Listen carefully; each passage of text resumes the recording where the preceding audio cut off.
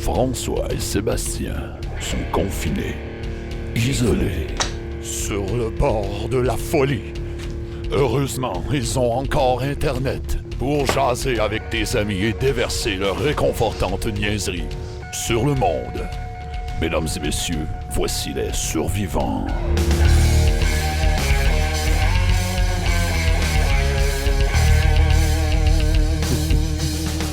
Hey! Salut François! Salut Sébastien, comment ça va? Ça va bien là, ça va bien. On dirait que l'espoir renaît. Oui, hein, puis au rythme là, de 2 épisodes par semaine de même, là, j'ai l'impression que ça fait super longtemps qu'on fait ça, mais ça fait 3 semaines et demie. C'est ça. Je pense que je me suis jamais fait demander aussi souvent. Ça va-tu bien Sébastien? Ah ouais? Ben oui, Par moi? Je trouve que tu t'occupes beaucoup de moi. Tu me demandes souvent que Ouais, mais je m'attache vite, hein. Je me sens choyé, François, que tu t'occupes aussi bien de ma personne. Mais depuis le début du confinement, là, à part ma famille, là, t'es pas mal la personne que je vois le plus. Fait que tu sais, on se développe, moi je m'attache vite aussi, fait que je développe des petits sentiments pour toi, Sébastien, je pourrais dire, là. Ah ouais, oui, ok. oui, ah ouais. Fou, on en reparlera peut-être.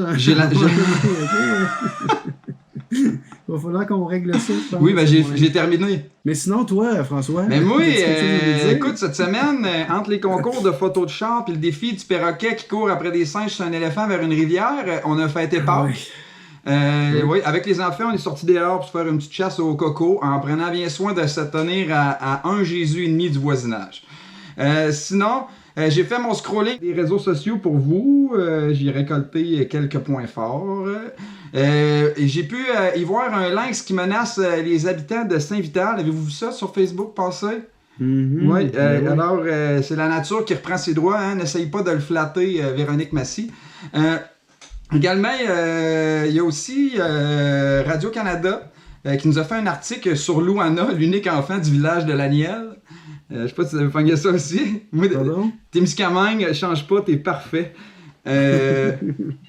Également, je vous invite à visiter la page de Sébastien Greffard qui propose des archives antivirus. Il est rendu à l'épisode 6 ou 7. C'est vraiment cool. Il fait des montages avec ses vieilles archives des années 90. Fait que fou rire et pinch mou garanti. Aussi, la presse qui nous propose un reportage bizarre de Mario Girard. Avez-vous vu ça cette semaine? Qui s'est tapé le parc La Vérandrie pour venir jaser avec des... Les autres, on French dans le parking du Super C. Ben oui. Le gars, il est partir un mouvement viral là-dessus, puis je me suis dit, alors je suis me garder. Je suis content que vous l'ayez lu. Pour ceux qui l'ont pas lu, le gars il se tape le parc La Vérandrie pour venir jaser avec des bonhommes dans les Tim Hortons. Puis un papier plein de citations du genre en réaction à la fermeture de la ville de Rouen. J'avais entrepris de démolir puis de vendre ma chaîne à bois, mais la mairesse, elle m'a dit qu'il fallait que j'arrête ça, visiblement ulcérée. Fait qu'elle a dû se cogner la tête à quelque part, qu'elle connaît rien là-dedans, elle, de quoi qu'elle se mêle. Ou encore, il y avait aussi ouais, on dirait que la distance de 2 mètres est plus courte chez vous que chez nous. Ou ben non, un autre super belle citation du genre, toi, viens pas nous achialer avec ces niaiseries-là. Mes amis sont venus m'aider à nettoyer mon terrain, puis lui, il faut pas lui parler, c'est un mal engueulé. Ouais, ça ressemblait à ça. Ouais, mais c'est le voyage. Dans le fond, j'ai l'impression que le gars, il a comme pas pu réussir à parler aux gens qui voulaient parler, là. Puis, il a comme décidé de décrire ça. Il s'en retournait à Montréal, il était rendu à Grand Remous, il dit là, j'ai vraiment à rien. Fait que dis-moi ce que j'ai fait. C'était pas mieux après Grand Remous. En vrai, je sais pas trop ce qu'ils s'en vont avec ça, là, ni la motivation qui se cache derrière cet article-là, ni pourquoi il prend le risque de traverser plusieurs régions, un journaliste, là, pour produire du vide. J'imagine que c'est parce qu'on n'a pas ça, nous autres, en région, hein, des journalistes. Non. Hey, sur une note plus sérieuse aussi, c'est pour ça que je te dis, là, c'est moins demi-humoristique, plus corps humoristique, mon affaire. L'histoire du CHSLD privé Héron, hein, vous avez pogné ça, difficile de pas réagir à ça. Je vous épargne mon opinion sur la proprio, hein, vous la devinez, mais je vous invite à aller lire le papier de Patrick Lagacé sur la docteure Nadine Larente. Je sais pas si je l'ai dit comme il faut, là. Nadine Larente. Pour faire une histoire courte, le docteur Larente, c'est une gestionnaire du réseau de santé de là-bas qui s'est présentée en résidence Héron parce qu'il n'y avait plus de contact avec depuis un petit bout. Puis pour constater que c'était le chiard total, beaucoup d'employés qui avaient quitté les lieux, les résidents qui n'étaient pas nourris puis nettoyés, où je passe plein de détails. Ce qui est beau là-dedans, c'est que la docteure Larente a fait venir son mari puis ses 3 enfants pour s'occuper des pensionnaires là-bas. C'était vraiment touchant le texte. Je vous invite vraiment à aller le lire. Je le compte super mal, là, mais allez lire ça, ça vaut la peine. Sinon, en terminant, on a notre premier ministre Justin Trudeau qui nous rappelle, et je le cite, de se laver les mains agressivement tous les jours. Alors, nous autres, les survivants, on vous invite à faire des sons de karaté en même temps. C'est bon pour le chi. C'est très agressif, c'est ça? Oui, et voilà. Fait que tu peux te laver les mains en faisant des...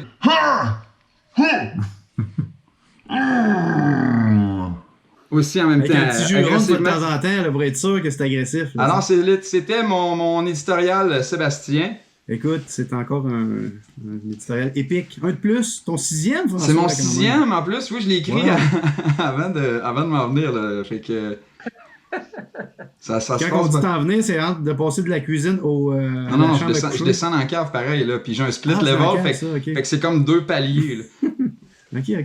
À un moment donné, tu m'inviteras chez vous, là, mais... Ah non, finalement, ça me tente plus d'y aller après ce que tu as dit tantôt. J'espère que je me comprends. Fait que, François, ce soir, on a beaucoup d'invités, puis pas les moindres à part de ça. Hein? Mais au début, on se disait 3, on est rendu à quoi? 5? Ben, c'est parce qu'on a constaté que des fois, il y en a un ou une qui nous lâche, fait qu'on s'est dit non, jammons à l'assemblée bien comme il faut. S'il y en a un ou une qui décide qu'il fait un split dans son rang le matin, il va nous rester du stock pour l'émission. Ouais. On a Marie-Mélie, qui est une enseignante au secondaire, en mathématiques, je pense, c'est ça? Oui! Qui va nous parler d'autres choses, complètement d'autres choses. C'est ça. On a une prof d'histoire aussi, Isabelle, une prof d'histoire au cégep. Salut Isabelle. C'est ça, hein? Je vais essayer. OK. Puis, là, c'était comme trop de contenu. On s'est dit, là, on a 2 profs. Fait qu'on a invité 2 clowns pour lancer ça un petit peu. C'est-à-dire Julien et M. Lemay. Excusez, non, c'est Julien et Emmanuel. Puis, on va finir ça en beauté avec monsieur Lemay, notre député fédéral, quand même. Fait que, on les accueille. Bonjour tout le monde. Bonjour. Hey Seb, Salut! je tiens à dire, c'était une belle présentation cette semaine. Oui. Oui, tu l'as bien eu. Tu sais, je trouve que tu commences vraiment à driver ton public puis à les enligner. Là. Tu sais, tu te transformes en guide de l'émission. Je me suis dit, François le fait pas, faut bien falloir que quelqu'un se dévoue à la tâche. Non, moi, j'avais hâte que tu trouves une job là, dans le podcast. Là. Je me suis dit. Honnêtement, je me suis dit, peut-être que je pourrais trouver des vidéos humoristiques, mais ça n'a pas l'air à marcher. Fait que je fasse quelque chose. Fait que ça va bien tout le monde. Merci d'être là. Merci d'avoir accepté notre invitation.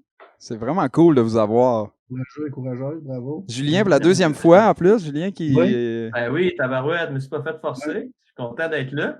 Oui, puis quand j'ai écrit à Julien, j'ai dit, Julien, t'as pas un ami, là, quelqu'un que tu connais qui est drôle, là, puis idéalement qui vient d'Abitibi-Ouest. J'ai envoyé une photo de moi. Emmanuel, Emmanuel, en plus, c'est vrai que c'est pas loin d'une photo de toi là, que t'as envoyé. C'est vrai qu'il y a une petite ressemblance. En plus, vous êtes aux côtés dans mon écran. Je sais pas c'est quoi votre display, vous autres, là, mais moi, j'ai comme la section. J'ai comme la section politique, la section éducative, puis la section humoristique. Là. Wow. Puis moi, je suis où là-dedans, François? Toi, t'es dans le milieu. T'es. C'est cool. Je suis les sections, c'est pas trop. T'es en face de moi. Tu nous portes ça avec un petit jingle? Oui, on commence avec Marie-Mélie? Oui, let's go. Écoute, alors, Marie-Mélie, j'espère que je ne me suis pas trompé dans les noms du monde. Là.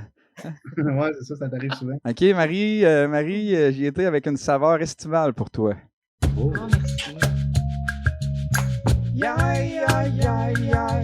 Marie-Mélie déçue. Yeah! Oh, c'est cool! Ben, ça fait plaisir! Oui, j'adore. Ça, c'est votre salaire, ça. Ouais. C'est tout ce que vous payez, c'est le jingle qu'on fait pour vous autres. Et voilà. Vous l'appréciez, tu sais.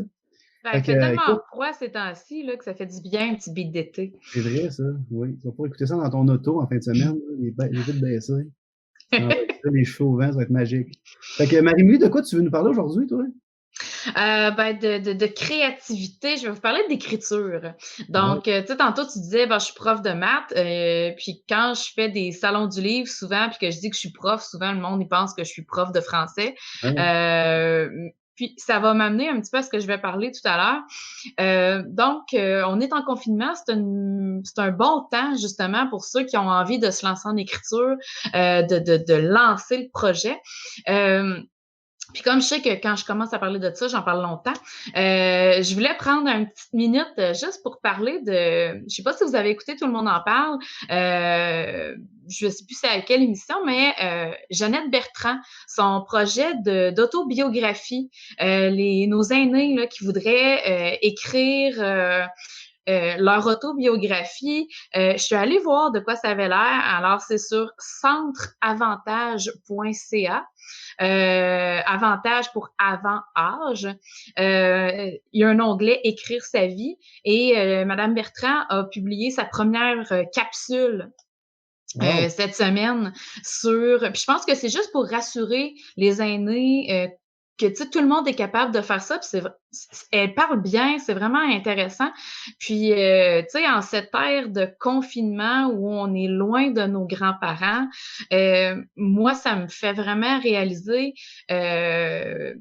il me reste encore 2 grands-parents, puis des fois, on jase, puis ma grand-mère, elle raconte des choses de quand elle était jeune à Clerval, puis qu'il y a eu la conscription, puis que l'armée était débarquée pour débusquer ceux qui s'étaient cachés.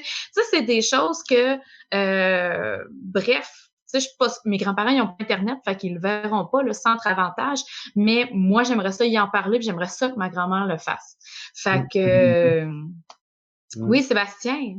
Ouais, Je sais pas si on peut intervenir tant que ça dans le show, mais Guillaume Beaulieu, qui est un conteur de la région, a une initiative semblable avec Aînés d'exception. Puis il me contactait cette semaine, puis de voir comment qu'on peut, ces outils qu'il a développés, comment qu'on peut rendre ça accessible.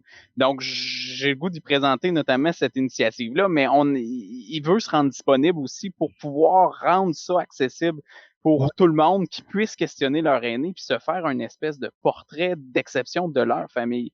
C'est chez nous, puis c'est concret en ce sens-là. Des fois, nos aînés ont des histoires tellement incroyables, puis vraiment savoureuses à écouter aussi. Là. Oui, absolument. Fait que ça, c'était ma petite... parce que après ça, je vais trop parler puis j'allais l'oublier. Fait que je voulais commencer avec ça. Bon.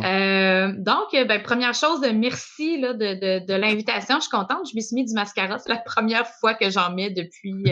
ça se voit même pas en plus. Mais c'est comme excitant. Là. J'ai l'impression de faire une sortie chez nous, mais on dirait que je fais une sortie. Alors, donc pour ceux qui ne le savent pas, j'ai 3 romans publiés à mon actif.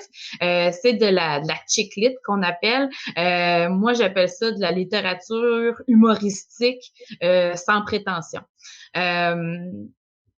J'ai fait plusieurs salons du livre, puis je vous dirais que souvent dans les salons, les commentaires des gens, il y en a beaucoup qui sont comme « Ah, moi j'aimerais ça, écrire un livre, mais tu sais, moi je suis pas bonne, je serais pas capable, puis moi j'ai pas ça, ou puis moi moi, ce que je réponds à chaque fois, qui peut écrire un livre? Ben, honnêtement, c'est tout le monde.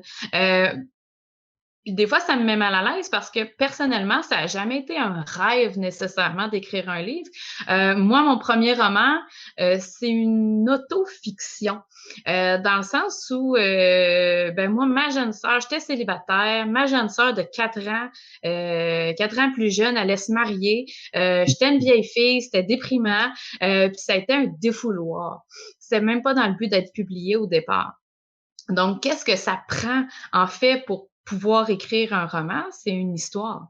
Donc, si vous avez une idée d'histoire, que ce soit une histoire pour enfants, que ce soit du fantastique, du policier, de l'humoristique, ça vous prend juste une idée.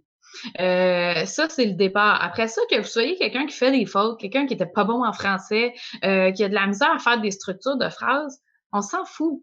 Le but, de toute façon, si vous écrivez un livre dans le but d'être publié et être lu par des millions de personnes, je pense que ça sert à rien puis ça sera pas très bon. Le but, c'est juste de pouvoir livrer votre histoire. Donc, première des choses, assurez-vous que votre histoire, elle n'existe pas déjà. Tu sais, des fois, ça a l'air niaiseux, mais on lit quelque chose, puis on part, puis on fait comme une... Tu sais, si votre idée a déjà été prise, aimez votre idée, puis après ça, trouvez-en une meilleure, vous êtes capable. Donc, juste avoir une première idée, puis on part avec ça. François. Donc, pas d'histoire de vampire, si je comprends bien. Non? Oui, Parce que dans le fond, c'est la même chose de dire j'écrirai pas d'histoire d'amour, il y en a pas fait. Mais si tu décides de dire je vais faire une histoire de vampire et il y en a un qui va s'appeler Édouard et l'autre tu sais, c'est ça, là, tu sais, c'est d'y aller avec votre touche à vous. Qu'est-ce que vous êtes capable d'apporter de différent? Donc, je vous dirais que la première chose que ça vous prend, c'est une bonne histoire, une idée d'histoire que vous allez construire. Faut pas que votre histoire n'a pas besoin d'être construite d'un bout à l'autre. Moi, puis les gens trouvent ça drôle quand je dis ça, mais quand j'écris, des fois, j'ai plus l'impression que c'est moi qui écris. C'est mes personnages qui réagissent, puis mes personnages, ils finissent par exister pour vrai. Puis des fois, je suis comme le maudit écœurant. Puis tu sais, je l'écris, puis on dirait que c'est lui qui a écrit ça, ou c'est comme réponse de ça. Puis je viens que fait que t'as pas besoin d'avoir toute ton histoire décrite déjà dans ta tête. Ça va s'aligner tout seul. La deuxième chose que ça vous prend, je pense que c'est un bon lecteur. Donc, il faut faire attention, il faut bien le choisir. C'est pas votre meilleur ami qui va être super complaisante puis qui va juste vous dire que c'est bon. Cette amie-là va être super fine pour votre morale, mais sinon, honnêtement, elle servira à rien. Ça va vous prendre quelqu'un qui va être super honnête puis qui va vous dire les bonnes choses, puis pas les mauvaises choses, juste vous dire hey, ça, c'est intéressant, développe-le plus. Ou ça, ce bout-là, je le comprends pas. Donc, faut se choisir quelqu'un qui va être bon pour pimper notre histoire, nous aider à pimper nos choses. Parce que sinon, j'imagine que tu es tellement dans ta bulle que tu finis par plus voir des choses que le monde extérieur va voir. Là. Non, puis des fois, c'est parce que... pour acquis que le monde comprenne, puis alors que c'est peut-être pas si clair. Puis... C'est ça. Des fois, on a l'impression qu'on sait où est-ce qu'on s'en va, mais les gens ne voient pas la même affaire que nous. Mais il n'y a pas danger de... dans ma tête. Il n'y a pas danger, mettons, de tuer son style un peu en faisant ça, parce qu'il y a vraiment, tu sais, on lit pas tous les mêmes trucs. Il y a des affaires qui sont très premier degré. Il y a des trucs qui sont très, mettons, poétiques, là, puis pas clairs, tu sais. Des fois, il n'y a pas danger de pogner quelqu'un en disant « je comprends rien de ce que tu écris », mais dans le fond, c'est parce qu'il n'est pas à l'aise avec les figures de style ou... c'est sûr que, tu sais, faut que tu choisisses quelqu'un qui aime lire de prime abord. Puis, il faut que ce soit quelqu'un qui connaît nécessairement le style, mais de toute façon, quand tu vas l'avoir, moi, je parle d'un lecteur qui va te lire au fur et à mesure. Quand tu vas avoir tout terminé ton histoire, là, tu pourras choisir quelqu'un qui est compétent dans le style que tu veux, puis là, il va pouvoir te repimper une deuxième fois. C'est juste des fois quelqu'un qui... Ce lecteur-là qui va te lire tout le long, c'est aussi lui qui va t'aider à rester motivé. Donc, lui, il va te feeder tout le temps, puis il va toujours revenir, bon, t'en as-tu refait? Il va te challenger, si on veut, à ce que tu continues à écrire. Donc, un bon lecteur honnête, puis une histoire. Après ça, vous pouvez l'écrire papier. Honnêtement, je ne serais pas là-dessus, mais moi, j'écris toujours directement sur mon portable. Mais il y a ça qu'on peut faire. À dactylo, c'est plus romantique avec une vieille dactylo, là. Ouais, ça j'ai déjà utilisé ça. Par exemple. Ouais, non, c'est ça. Puis, après ça, tu sais, souvent, je commence comment? Puis, moi, je dirais juste, première des choses, il y a deux façons. Moi, mettons, une fois que j'ai déjà été publiée, j'étais déjà en contact avec ma maison d'édition et tout ça. Donc, quand j'ai eu ma deuxième idée, on m'a demandé est-ce que tu peux nous fournir un peu un plan, une ligne directrice. Alors, quelqu'un qui... Moi, je suis très structurée dans la vie, sauf en écriture. Je suis pas capable de faire de plan, honnêtement. Mais il y en a pour qui c'est très structurant et ça les aide beaucoup. Donc, se faire un petit plan de qu'est-ce qui va se passer, un peu comme quand on faisait au secondaire, qu'est-ce qu'on veut mettre au début, nos péripéties, etc., puis notre fin, là. On peut se faire un plan. Ce qui est surtout important, je pense, c'est de définir vos personnages. Donc, vraiment, puis... il y en a, je sais qu'il y a des auteurs que je rencontre dans le salon, puis je me souviens plus c'est qui, mais lui, il leur crée vraiment une adresse, puis il va sur Google Maps, puis il leur choisit une maison, puis il visite la rue, puis fait que ça, c'est important, puis on développe nos personnages. Ils viennent d'où? Qu'est-ce qu'ils font qui sont faits de telle façon? Pourquoi est-ce qu'ils réagissent de même? C'était qui leur famille? Donc, on développe un peu nos personnages comme ça, puis ça, on peut le mettre dans un cahier, puis on se fie un peu à ça. Puis c'est drôle parce que Des fois, je le fais pas. Puis quand je me relis, je me rends compte qu'il y a certains personnages qui changent de nom de famille 3-4 fois pendant mon roman. Là. Donc, il faut que je les... Ou je suis comme, j'ai 2 Mélanie. T'sais. Donc, des fois, ça vaut la peine, là, ça aide à se recentrer. Et quelque chose qui peut être super intéressant à faire, c'est une ligne du temps. Donc, tu sais, de se faire un peu une ligne, OK, on commence un lundi, puis OK, je continue à écrire, ah oui, telle affaire, il se passe le jeudi. Puis quand après ça, tu continues à écrire, c'est plus facile de dire, ah oui, la semaine passée, puis là, tu regardes sur ta ligne du temps, OK, ça fit selon ce que j'ai dit. Ou des fois, tu sais, d'aller faire l'épicerie 4 fois cette semaine, ça commence à faire beaucoup. Bon, en temps de confinement, c'est impossible, mais on s'entend que, tu sais, c'est des petites choses comme ça là, qui peuvent être. Mais par où commencer? Commence où ce que tu es rendu dans ta tête. Quand bien même qu'après ça, tu viendrais rajouter un peu du début, on s'en fout, là, tu sais. Il y a personne... Quand les gens vont lire votre roman, ils vont commencer par le début. Ils ne sauront pas par où vous étiez rendu. Là. Même chose pour la longueur du texte. J'imagine au début, tu sais pas si ça va être 300 pages ou 800 pages. Oui, en fait, on compte pas en pages. Et ça, c'est ce que j'ai appris en commençant. Si vous avez envie d'écrire, on compte jamais en pages parce que la grosseur du livre peut changer. Hein? J'ai dit la grosseur du livre peut changer. Ben, c'est parce qu'en fait, c'est que quand on a des dialogues, ben, les dialogues prennent beaucoup de place. Quand on a des parties plus descriptives, c'est plus compact.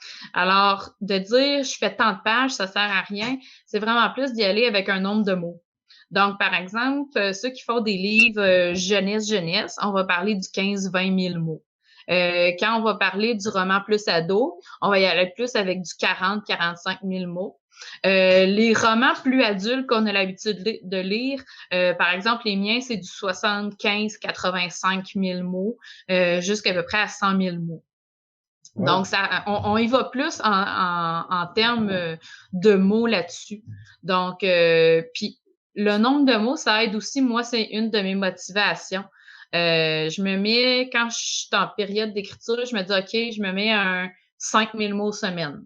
Bon, ben, cette semaine, il faut que je fasse mon 5 000 mots, puis ça m'aide à rester dedans. Là, si c'est comme s'entraîner pour un marathon, là, finalement. Il faut que tu fasses tes kilomètres à chaque semaine, puis tu construis ton histoire de cette façon-là. Oui, ben, faut se donner un petit peu des deadlines quand c'est pas... Moi, c'est ma maison d'édition des fois qui m'en donne parce que j'ai lancé des idées, puis eux, ils ont lancé la machine. Là. Mais... Manuel, je sais pas si tu avais une question? Oui, mais 100 000 mots, on parle de combien de pages sur Word? Ben moi, mettons... Ça dépend de la grosseur de caractère, ça.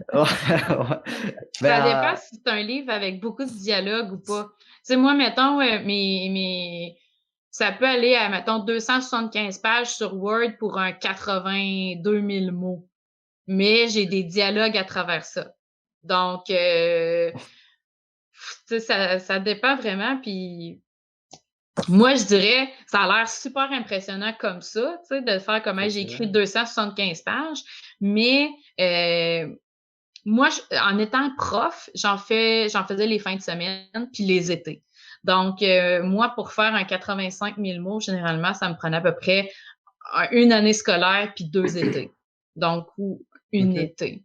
Fait que, tu sais, c'est à peu près le temps que j'y mets. Julien? Oui, puis je crois que pour ceux que ça peut faire peur, la situation comme Manu parlait de « Oh mon Dieu, c'est 275 pages sur Word », tu sais, échelonné sur, mettons, une semaine, tu fais une page par jour. Tu sais, moi, je fonctionne beaucoup avec le 10 à 20 minutes d'écriture par jour, mettons.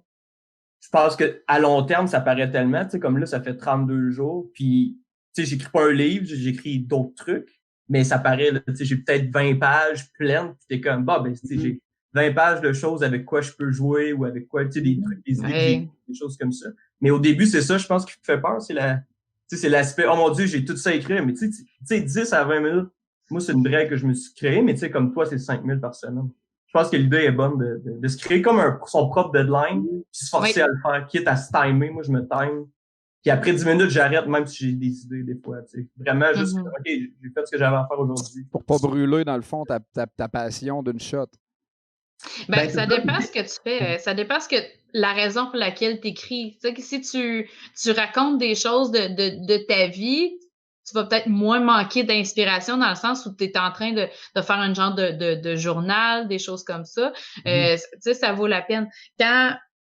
En ce qui me concerne, il y a des journées où je suis comme, wow, tu sais, je suis vraiment dedans, j'y vais avec 2000, puis avec 2000 mots. Puis il y a d'autres journées où, mon Dieu, ça va pas bien, ça fait 2 heures, tu sais, que je brette, puis ça avance pas. Fait que dans ce temps-là, bon, je mets ça de côté, je vais marcher, puis j'essaye de voir comment je peux... Tu manges des fruits pourris, puis tu bois du thé super fort, puis des affaires de même?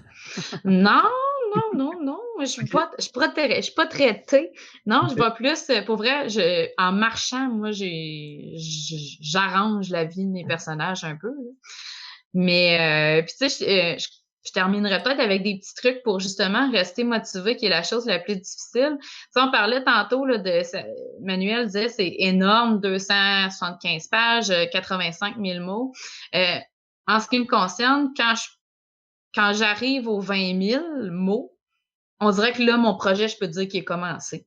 Donc, tu sais, si tu veux écrire une histoire pour enfants qui est à peu près à ça, 15-20 000 mots, ben tu sais, tu peux dire, hey, regarde, j'en ai déjà le tiers de fait. Moi, je vais vraiment je suis prof de maths, hein, fait que j'y vais par pourcentage puis par fraction, là. Puis je me motive comme ça. Quand on est en période d'écriture, conseil que j'ai un peu de misère à appliquer, l'idéal, c'est de bloquer Facebook. Parce que sinon, c'est pas long qu'on finit par retourner dessus puis ça avance pas. Quoique des fois, Facebook, en ce qui me concerne, vu que c'est des romans humoristiques, ça regorge de... Sauf que ça se peut que ton histoire, finalement, raconte des lapins qui s'en vont avec des perroquets à rivière. Là. Ben, en fait, ça raconte beaucoup des fois, là, j'aime ça me servir de statuts. Tu sais, là, ceux qui mettent des statuts vagues ou, tu sais, ceux qui sont donc bien heureux sur Facebook, mais qu'on le sait que c'est pas le cas en vrai. Tu sais, j'aime ça, me servir un peu de ça dans mes romans. Ce que je conseillerais aux gens, c'est pour rester motivé, faut pas trop se relire en cours de route. Parce que, tu sais, tu peux te relire un petit peu juste pour t'assurer où ce que t'es rendu, là. Mais sinon, c'est pas long que tu vas te trouver pas bon. Tu sais, moi, une fois que je l'ai écrit, quand je vais me relire, souvent la deuxième fois, bon, c'est humoristique. Mais si je me relis une troisième fois, mon Dieu, que je la trouve poche. Tu sais, je trouve plus ça drôle, je trouve que c'est mauvais, puis je me dis, il y aura rien de drôle là-dedans, ça va être refusé. Donc, de se relire tout de suite, tant qu'à moi, c'est pas... tu sais, t'as ton autre lecteur, c'est ben en masse. Mais tu sais, je trouve que dans les passions artistiques, c'est tout le temps c'est des choses qui se travaillent. Tu sais, je reprends un petit peu ce que Julien disait tantôt là, versus ce que tu dis là. Tu sais, de se relire, mettons, des fois, ça peut pas être bénéfique en se disant, tu sais, j'imagine que Julien, quand il nous fait des trucs, mettons, là, des capsules drôles, puis qu'il travaille là-dessus, puis qu'il y réfléchit depuis la veille, tu la trouves plus si drôle que ça, mais à force d'en faire souvent, puis de catcher les réactions du monde, ben tu le sais que ça, c'est pas parce que ça me fait pas rire là, puis que je la vois venir à 100 000 que ça sera pas drôle, mais que je la drop aussi. Là. Tu viens que tu connais les mécanismes, tu connais les leviers, tu connais les... J'imagine que c'est un peu dans ça aussi. Si tu veux tenir un suspense, un personnage, ben là, tu es rendu un petit peu plus... C'est peut-être différent quand c'est une longue histoire. Tu as peut-être peur de te tanner de ton histoire. Oui, en fait, c'est que tu vas la travailler. Ton histoire, tu es en train de l'écrire, t'es mieux, vas-y, tu sais, termine-la. Puis de toute façon, après, tu vas repasser dessus tellement souvent, puis elle va avoir eu le temps de reposer. Puis à moins de dire, comme tu te réveilles avec « Oh mon Dieu, ce que j'ai écrit hier, j'ai une meilleure idée », là, vas-y, va la changer. Mais sinon, moi, je laisse toujours tout ça de même. Puis j'avais jasé une fois avec Amélie Dubois, celle qui fait ce qui se passe à quelque part reste à quelque part. Là. Donc, puis elle me disait la même chose. Elle dit, moi, je relis jamais tout de suite. Il faut laisse le temps de décanter. Puis quand tu vas repasser dessus, tu vas la pimper beaucoup plus naturellement. Là. Et justement, il faut garder ça en tête. Tu es dans ton premier jet, tu es en train de tout. Une fois que moi, mon histoire est écrite, là, une fois que j'arrive à la fin, je le sais que je vais repasser autant d'heures dessus, mais on dirait que tout est retombé. L'histoire est là. Il reste juste à rajouter des choses ou à enlever des affaires. Et c'est beaucoup moins stressant, puis c'est beaucoup plus intéressant là, aussi à faire. Puis dernier conseil, moi, ça m'est déjà arrivé de rester vraiment bloqué sur... je sais où je m'en vais, je sais ce que je vais écrire, mais je sais plus comment écrire où ce que je suis rendue. Puis à un moment donné, je me souviens, c'était dans mon tome 2 de On Flush. J'écrivais mon roman en 3 parties. Elle avait 3 stages à faire. Quand j'étais arrivée au 2e stage, j'étais pas capable de l'écrire. Je savais ce que je voulais qu'il arrive, mais j'étais pas capable. Ben, j'étais allée écrire le dernier tiers du roman. Puis une fois que j'ai fait fin, je suis venue réécrire le milieu. Donc, tu sais, faut pas se boquer sur « Ah, je sais plus quoi faire avec cette histoire-là ». Ça va revenir. Continue ailleurs, tu sais où tu t'en vas. Tu y reviendras après, puis quitte à le flusher au complet si ça marchait pas, ce bout-là. Là. C'est malade, c'est super. Wow. C'est super. Ça me donne le goût d'écrire un livre, Sébastien. Moi, ça fait longtemps que je rêve de faire ça, mais j'ai l'impression que... C'est vrai, Isabelle, ça fait longtemps que j'en parle, hein? Mais j'ai l'impression, pour moi, c'est comme, je sais pas, c'est comme un peu genre... quelque chose d'inaccessible. J'ai l'impression que c'est une job de 10 ans, là, tu sais, puis ça... Juste d'y penser, je suis comme épuisé de ça. Ben, j'imagine qu'il y en a que c'est long de même. Là. Il y en a qui n'ont pas une routine, il y en a qui doivent être tirés, il y en a qui écrivent un livre dans leur vie. Là. Ben, je pense qu'honnêtement, le plus long, c'est de le commencer. Tu sais, un coup, tu l'as commencé, ton projet, là, ben honnêtement, là, tu l'aimes, ton projet, à moins de créer quelque chose que tu n'aimes pas, ce qui est un peu niaiseux. Mais... un coup, tu le commences, je pense que tu vas être dedans. C'est un peu de dire, tu aimes ça faire du casse-tête, mais tu sais, un coup, tu ouvres la boîte de casse-tête, il est là. Tu vas tout le temps aller mettre des morceaux jusqu'à temps qu'il soit fini, là. Tu sais, tandis que tant que la boîte n'est pas ouverte, il va rester là, tu sais. C'est le même principe avec une idée de roman. Tant que tu n'as pas commencé à l'écrire, ça va rester là, puis c'est là que ça va prendre 10 ans avant de le starter. C'est un peu comme Netflix. Au début, je me suis dit, je ne réussirai jamais à voir tout ce qu'il y a là-dessus. Puis je m'en viens bien, honnêtement. Hey, Sébastien, par curiosité, t'écrirais quoi comme livre? Moi, ça? Ouais. Si tu y penses depuis longtemps, c'est sûr que tu as un geste, c'est sûr que tu dis pas hey, j'aimerais ça écrire un livre depuis 15 ans, mais aucune idée de quoi ça parlerait. C'est sûr que tu as eu des jets. Là. Ben, moi, j'aimerais ça écrire une histoire. De quoi de fictif? On dirait que j'en lis plus depuis 10 ans. On dirait que je lis plus de livres, de romans. Je sais pas mais c'est correct. Je lis des livres sur, je sais pas, des sujets, des livres pour apprendre des affaires, mais je me sens pas assez connaissant pour écrire un livre dans n'importe quoi, là, tu sais. Ben, c'est sûr que je te verrais pas, tu sais, écrire un roman sur, tu sais, comment mettre une vidéo avec du son, tu sais, sur une affaire de hey, je l'ai pas vu s'en venir pantoute, mon gars. Mais tu sais, tout ce que tu connais, vas-y, tu sais, si c'est une histoire, si c'est un roman, go, là, t'as pas besoin de... À moins que tu veuilles écrire un roman historique, t'as des recherches à faire, mais sinon... Mais sinon, je pense que de l'autofiction, là, je trouve que tu aurais pas mal de contenu, je pense. Ben, c'est ça. J'ai trouvé mon titre. Ce serait les 1000 fois où j'ai eu l'air le plus fou. Ben, c'est excellent! J'aurais du stock, je pourrais faire 8 tomes à peu près. Mais tu vas te rendre compte que tu as beaucoup de plaisir à le faire. Tu sais, si tu as du fun à l'écrire, ça va être parfait. Puis après ça, que ça soit publié, pas publié, que tu vendes ça à tes amis ou que ça se ramasse chez Costco, le plaisir va être le même. Puis, parce que j'ai dit ça à ma mère il y a peut-être un mois de ça. J'ai dit, elle s'ennuie, ma mère, là, tu sais, puis elle manque de loisirs un peu, tu sais. Dans ma famille, là, vous allez être surpris, mais il y a du monde vraiment bizarre. Des deux côtés, tant du côté de mon père que de ma mère, il y a vraiment des personnages là, hallucinants, tu sais. Et là, j'ai dit, tu devrais faire une petite histoire, juste pour nous autres, là, tu sais. Raconte-nous l'histoire du mononcle, là, de Saint-Marc-des-Carrières, là, qui était bizarre, là, tu sais. Puis raconte-nous l'histoire de la grand-mère, tu sais. Fait que là, au début, elle voulait vraiment pas, elle avait peur, elle a dit, ben là, je serais pas capable, puis je pense qu'elle est en train de commencer tranquillement. Elle a sorti des photos de la famille, puis des histoires, puis là, elle est en train de commencer à écrire ça. Je trouve ça fantastique.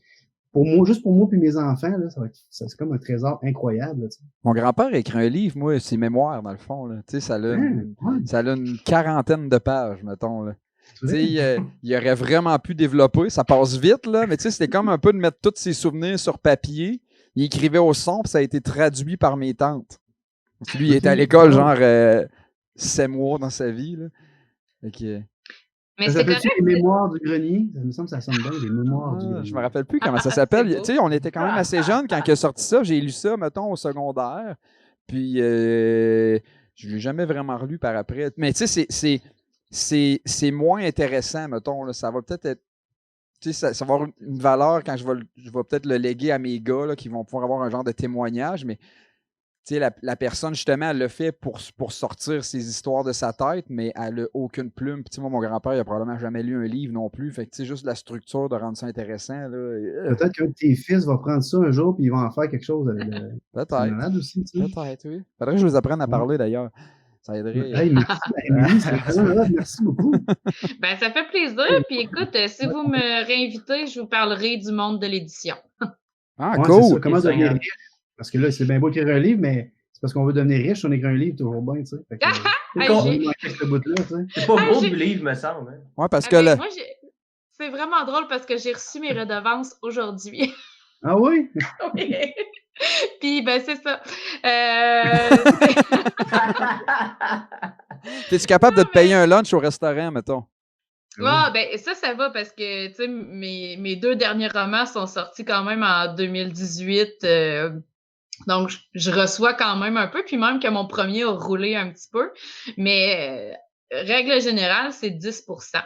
Donc, on reçoit 10% du prix de vente suggéré. Alors, moi, mes romans se vendent 24,95. Alors, je reçois 2,49 du livre.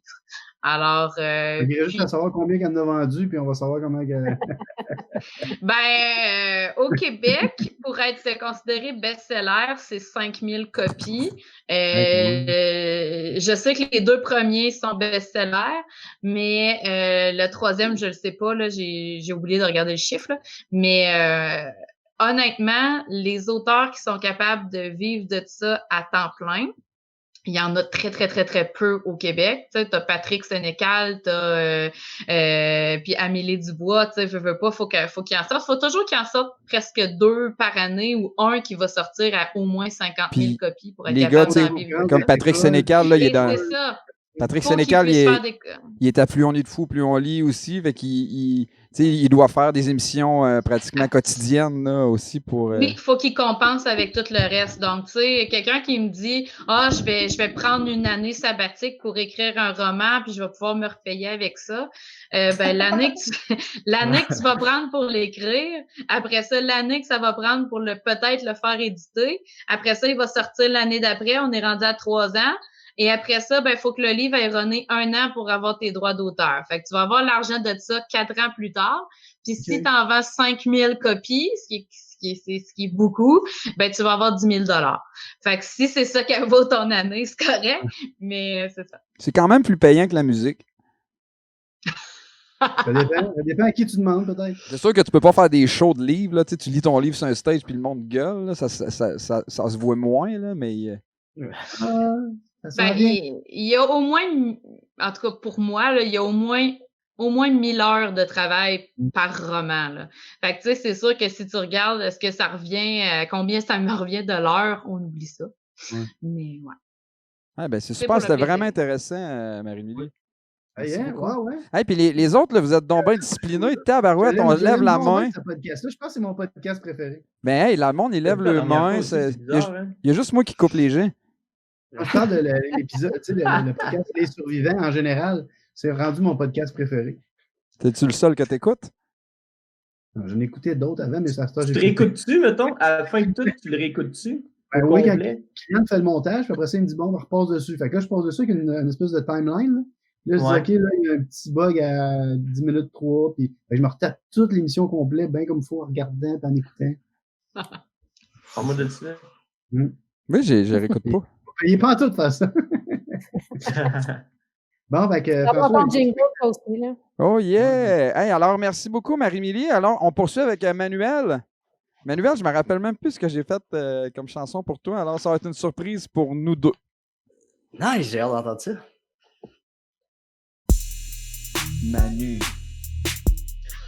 Manuel Corbeil. Ah oui.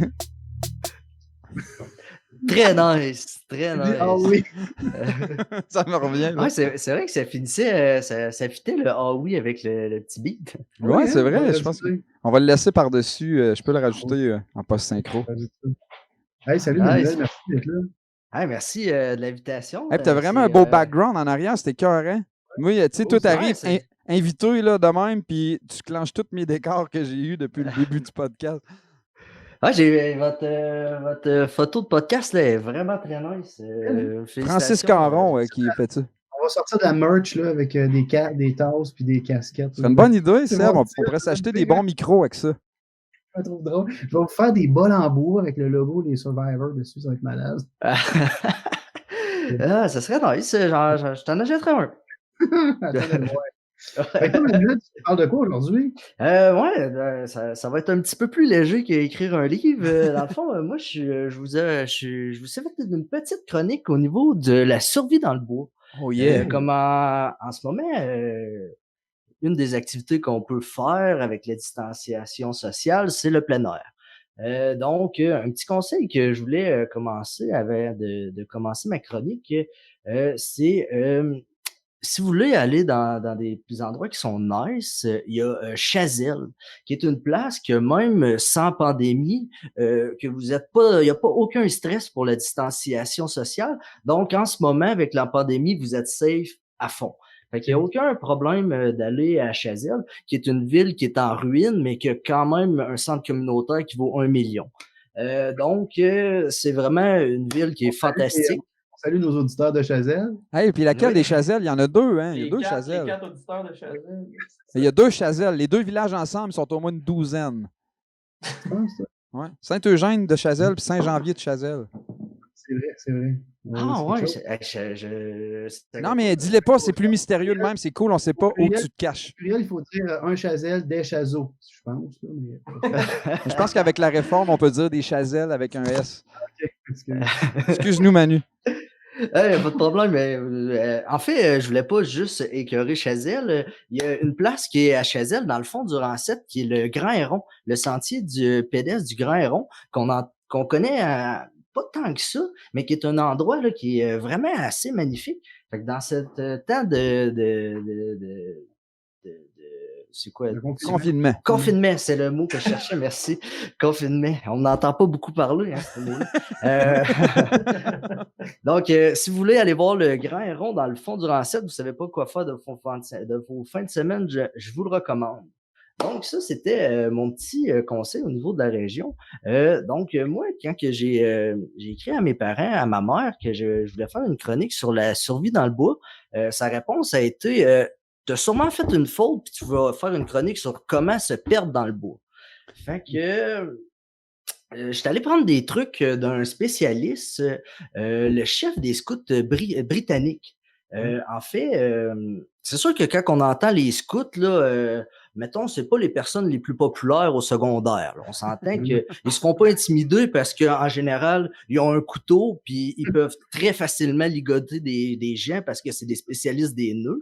Mais mis à part ça, sont un petit peu en dessous des conquérants, mettons, dans la popularité d'une école secondaire. On s'entend là-dessus. Mais maintenant, avec le porte-parole des scouts britanniques du nom de Bear Grylls, je ne sais pas s'il y en a qui ont déjà entendu parler. Oui, il y a des émissions à TV de lui. Là. Oui, je l'ai déjà vu se coucher dans un chevreuil. On va le recevoir la semaine prochaine. Je l'ai déjà vu se coucher dans un chevreuil. Il pognait le chevreuil, il le virait à l'envers, puis il se couchait dedans. Dans le chevreuil à l'envers. Hein? Je pense que c'est dans Star Wars, ça que tu as vu ça. Non. C'est vraiment vrai. Je vais te trouver ça pour vrai. Il trouve ça, là, il sort de la boîte, il le revire de bord, puis il se fait un sleeping bag avec le chevreuil à l'envers. C'est fort probable. Puis justement, ce gars-là, c'est ça, c'est complètement un fou. Juste un peu pour expliquer que c'est qui le personnage. Ce gars-là, quand il était jeune, il était dans l'armée. Puis lui, dans une opération en parachute, son parachute qui a eu un problème, puis il a fait un accident de parachute, puis il s'est cassé le dos à 3 endroits. Mais dans la même année, il a le dos cassé à 3 places, puis dans la même année, il a décidé qu'il guérissait, puis qu'il montait l'Everest.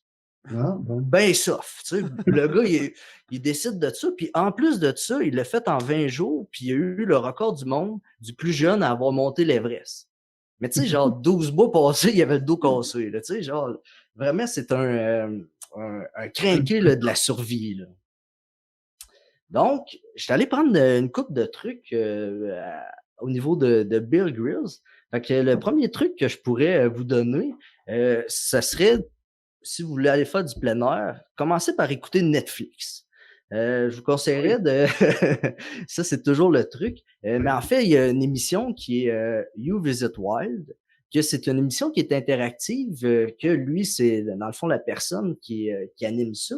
Puis il est vraiment genre droppé dans des endroits comme pas rapport, là, comme à un moment donné, il faut qu'il trouve, il y a un hélicoptère qui a crashé avec des médicaments. Puis lui, dans le fond, il faut qu'il ait retrouvé les médicaments.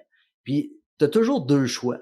Fait que, tu sais, exemple, il va dire, est-ce que je m'en vais vers où que les traces d'animaux, puis peut-être je vais avoir de l'eau parce qu'il y a plus d'eau, ou je continue, puis je vois peut-être les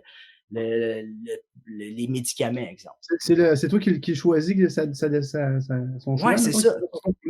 Oui, toujours. Fait que, puis peu importe le choix, comme une fois, il y a par la suite, mettons à la suite que les médicaments sont tous pétés, fait que vu que c'est Bear Grylls, il n'y a plus de médicaments, m'a allé chercher du poison à la source puis m'a créé un médicament. Tu sais, le gars, il est bien tranquille là-dessus. Fait que, exemple, il peut avoir un choix que, bon, il trouve une tarentule, puis il dit, c'est soit je me mets la main directement dans le trou pour aller la chercher, ou, tu sais, je vais aller chercher de l'eau d'une rivière pour mettre de l'eau puis la faire sortir par le trou. Puis peu importe le choix que tu fais, le gars, il le fait, là. Puis tu le vois qu'il se fait piquer par la tarentule parce que moi, j'y ai fait mettre la main dans le trou, là. Fait que, fait que vraiment. Puis tu le vois que là, il se fait piquer. C'est ça que je comprends, là. Ça marche jamais. Essayez, là, ça marche jamais. il est pas tuable. Fait que. Donc, j'ai parti d'un petit peu, j'ai comme beaucoup écouté ces émissions. Fait qu'il y a soit sur Netflix, sur You Visit Wild, que vous pouvez aller voir, ou sur YouTube, il a fait plein de...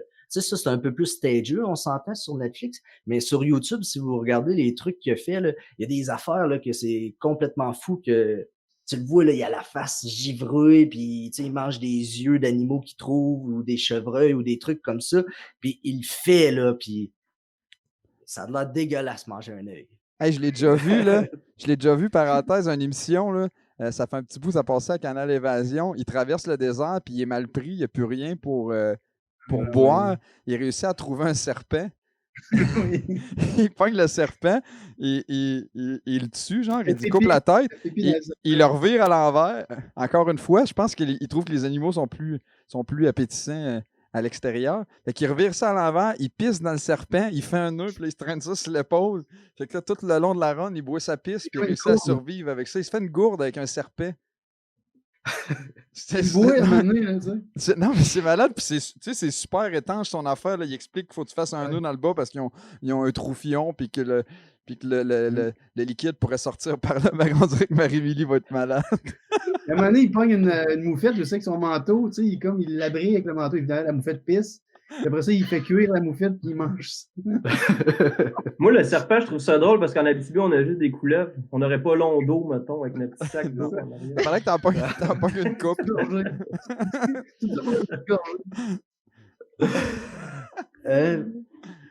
C'est de faire ça volontairement. Oh, d'après moi, il est volontairement avec un pas pire chèque. Là. Quand tu as une émission All Around the World. Mais ce qui est vraiment cool, quand je lisais le Wikipédia, puis je faisais des recherches un peu sur lui. Des grosses recherches, je comprends pas, Netflix, Wikipédia, c'est plus. Non. Oh, je suis même pas allé au deuxième lien de Google. Là. Le premier, une photo de Burger sur Wikipédia. Je suis blindé.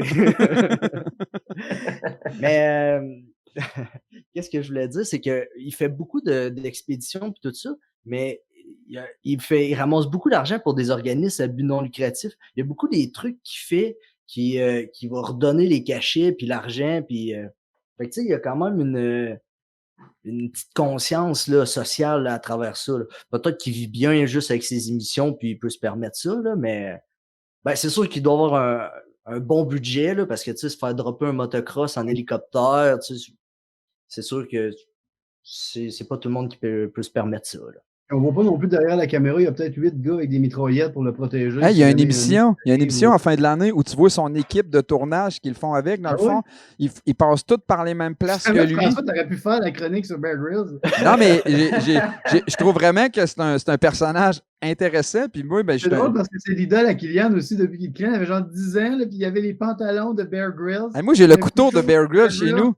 Le couteau de Bear Grylls avec tu peux dévisser le manche, puis dedans, là, il y a des pierres pour faire des feux, puis tu peux il fait comme 12 affaires, le couteau de Bear Grylls. C'est l'ancêtre du couteau de Rambo là, dans les années 80. Oui, ben c'est pas mal les mêmes affaires qu'il fait. Là, c'est juste que celui-là de Bear Grylls, il est orange à la place d'être noir parce qu'il s'est dit le couteau de Rambo est bien cool, mais tu l'échappes le soir, puis c'est fini. Ah ouais.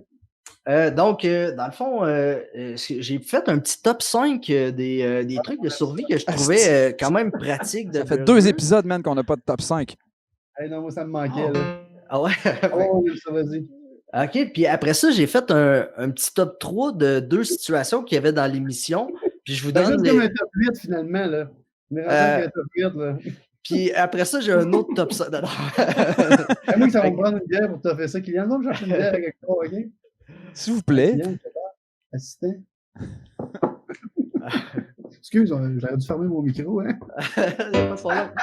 Donc, le premier truc, le numéro 1, il explique comment faire. Okay, je t'ai fait du son, je t'ai fait du son de top. Là. Moi, c'est pour ça que j'attendais ça depuis longtemps. Là. OK, attends un peu d'abord. Le numéro 1. Très nice. Burgers explique comment faire une boussole avec le soleil et un bâton et 2 roches. Comment il explique ça? J'ai fait un dessin. Je sais pas si on le voit.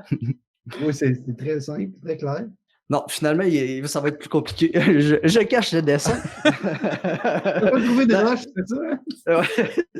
Mais dans le fond, il met un bâton, puis après ça, tu mets une roche. Fait que là, le bâton va faire l'ombre du soleil, puis le soleil va toujours descendre ouest.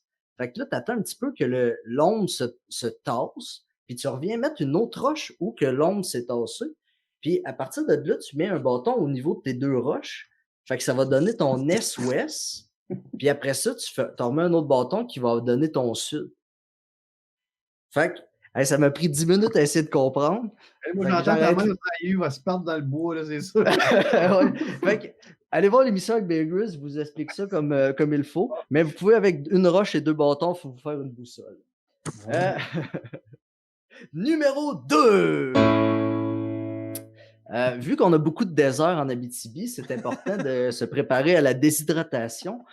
Donc, si vous êtes déshydraté et pris dans le désert, un des trucs qui est super important, c'est avant de perdre connaissance, c'est de prendre une roche et sucer la roche. Fait que la roche va faire que vous allez sécréter de la salive, puis vous allez être un petit peu moins assoiffé.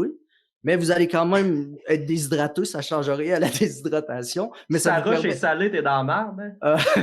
On a comme plus soif maintenant. T'es déshydraté, mais c'est une roche. Ouais, ça, c'était le truc numéro 2. Donc, truc numéro 3. Donc, si vous êtes pris dans une caverne puis vous ne savez plus où votre chemin s'enligne, une des choses très importantes que vous pouvez faire, c'est percer les sticks, là, les globsticks, les affaires qui flashent. Là. Okay. Ben, ça, vous pouvez, les trucs de la Saint-Jean? Ouais, ça, les trucs de la Saint-Jean. Si t'en as, mettons, ça. Ben, Bear Grylls, il y en a une tonne quand il fait dans une caverne. Fait que, ben, je trouvais ça quand même pratique. Peu importe, t'es perdu, puis t'aurais un lipstick ou de quoi, le percer, puis laisser le liquide couler. Fait que ça fait comme un peu Hansel et Gretel, puis tu peux retrouver ton chemin à partir du lipstick. Donc, numéro 4! Ça, c'est un vrai truc que j'ai trouvé quand même cool, en fait. Quand on est dans le bois, puis on est comme, des fois, c'est un peu humide, les pieds tremblent, puis tout ça, qu'est-ce qu'on peut faire? C'est prendre des roches et les mettre autour du feu, puis faire réchauffer les roches. Puis ça devient un peu comme des bouilloires. Fait que ça, on peut utiliser les roches, puis réchauffer nos extrémités avec les roches qu'on va utiliser autour du feu. Fait que ça, c'est un vrai truc. Et après ça, le truc numéro 5. Si vous êtes en hiver et que vous êtes un peu perdu dans le bois, puis que vous avez une rivière à traverser, Le truc pour traverser la rivière, qu'est-ce qui est bien important, c'est de se mettre nu, tout mettre ça dans ton sac, pitcher ton sac l'autre bord de la rivière et traverser la rivière nu. Ça a l'air tellement désagréable, mais c'est la façon de ne pas mouiller son linge. Puis après ça, une fois que vous avez traversé la rivière, c'est de se rhabiller tout le corps, mais pas les extrémités. Ça, c'est de masser les pieds puis de réchauffer les extrémités avant de se rhabiller. Fait que c'est une façon de rester au sec. Et un autre truc... Est-ce qu'il mettait ses roches chaudes dans son sac? Il n'y avait pas encore fait de feu à ce moment-là. Puis une autre chose que je trouvais quand même pratique, si on est pris dans le bois puis c'est l'hiver, quand on a de l'eau à boire, par exemple, on trouve une rivière puis c'est l'hiver, de boire l'eau tranquillement, parce qu'à cause que l'eau est froide, ça peut faire un état de choc puis tout ça. Fait que même si on est déshydraté, c'est de prendre des petites gorgées d'eau froide pendant l'hiver. C'est ce qui mettait fin à mon top 5. Donc là, je vais vous donner 2 choix et vous me direz laquelle des 2 solutions qui vous semble la meilleure. Okay. C'est comme interactif en plus, on en fait. C'est cool! Ouais. Donc, le numéro 1. Exemple numéro 1. Oh boy. J'ai changé un peu. Exemple, vous vous promenez à Chazelle, puis vous tombez face à face avec un serpent venimeux. Vous avez 2 choix. Soit de l'attraper, puis il faut vous extraire, faut vous aller extraire le poison du serpent parce que vous en avez besoin. Mais oui, vous avez 2 choix. Soit attraper le serpent par la queue pour pas que la tête puisse vous attaquer, ou prendre un bâton et immobiliser la tête. Lequel des 2 choix, selon vous, serait le bon choix? Moi. Julien? Moi, je vais avec le 2, mais tu mets le DVD de Bear Grylls sur la tête du serpent pour le gérer. Est-ce qu'il y avait Numéro d'autres? 2. Numéro 2. Effectivement, c'est comme il explique Bear Grylls, c'est la tête qui est l'organe qui fait donc c'est là qu'il y a toute l'impulsion. Fait que un petit bâton sur la tête, puis après ça a l'air super facile extraire du venin.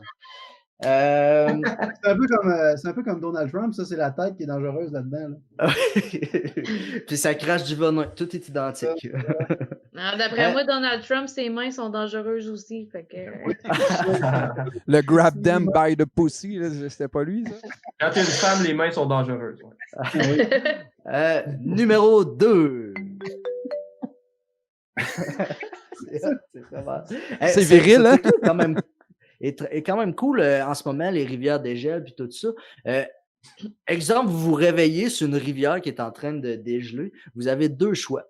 Soit de marcher en petit bonhomme, en testant la glace tranquillement, puis en avançant à ce pas-là, ou de carrément vous mettre à terre et se mettre à ramper. Lequel des 2 solutions pour vous semblerait la bonne? 2. On en a un qui ne survit pas. Ouais, 2. Effectivement, c'est de ramper. On le voit, là, vraiment, le fait de marcher en petit bonhomme, même si on a l'impression de pouvoir tester la glace, la pression est plus grande. Qu'est-ce qui peut faire lâcher la glace? Puis, je l'ai testé en fin de semaine dans une autre situation, mais je suis rentré comme dans un j'espère. Tu l'as testé tout nu, pas mouiller ton linge.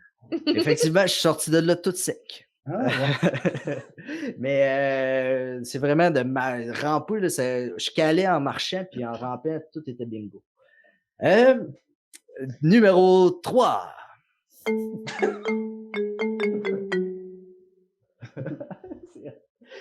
Si vous tombez dans un trou de boîte là, qui vous ensevelit là, tranquillement, plus que vous vous débattez, là, les trous de boîte de Chazelle encore, qu'est-ce qui serait votre solution? Soit de revirer de bord rapidement et de sortir du trou de boîte, ou essayer d'utiliser ce que vous avez sur vous pour vous faire un genre de radeau ou quelque chose comme ça? Il y a une de tes options qui upstage l'autre, je dis ça. Comment? Moi, je prends l'option de ne pas aller à Chazelle.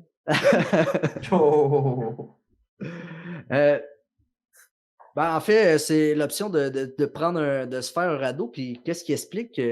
C'est qu'il prend son sac son sac à dos. Tu sais, on a tout le temps un genre d'imperméable avec les sacs à dos. Puis il le prend, il le gonfle. Puis avec ça, il fait son petit radeau. Puis grâce à ça, il réussit à sortir du trou de boîte. Puis partir à la chasse à d'autres aventures. Sinon, tu gonfles le serpent, là.